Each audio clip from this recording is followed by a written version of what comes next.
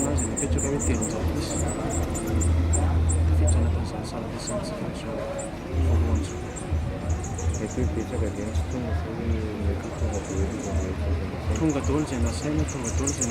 natsonana marimiatso.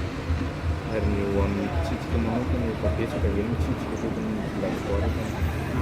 Ny amin'ny maraina zany efa manao mitahita sary efa betsaka dia mbola tonga ary betsaka ihany koa mbola andasana amin'ny après-midi zao sy ny roa andro hafa. misy ny olona mety hoe manampina nareo manokana misy efa ny tena hoe afa-po ny fandraisana anjara sy ny Ny amin'ny ankapobeny dia tena afa-po tokoa satria izay koa dia tanjona efa napetraka izay dia vy efa napetraka hoe ny anome fahafa-po ny mpitsidika sy ny mpanjifa rehetra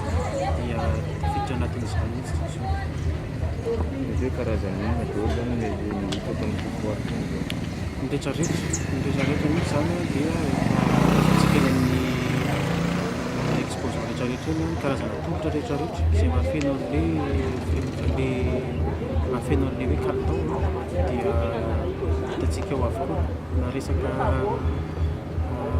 sakafo ohatra zao ny resako hitantsika daholo na mpivarotra koa mpivarotra mofo gasy, restaurant kely, restaurant kaboty, restaurant lehibe hatramin'ny lehibe indrindra misy ao avokoa. Mitorak'izany koa ny sehatra hafa. mety hoe manao hoe zany fandaram-potoana ty ambany Fandaram-potoana zany zao aloha dia misy ny animation maromaro isan-karazany etsy amin'ny semaine anankiroa, misy ihany koa ny concours izay hanomboka amin'ity andro voalohany ity. mety hoe inona zany mety hoe vina le isariana le tombola le Ny tombola dia sarihana amin'ny lahady hariva farafaran'ny tombakandro iny zany manomboka amin'ny efatra sasany any izy manomboka sary atsika ka manentana antsika sady mba handray anjara ary vidiny ity tombola mbola misy fotoana hatramin'ny lahady. inona fanatana manentana antsika rehetra tsy manavaka fa ity dia fotoana fanofanomezana ary ity dia fotoana fanadrasana tsena be ny kalitao satria tena apita an'izay hevitra izay mihitsy dia hoe kalitao amin'ny heviny ankehitriny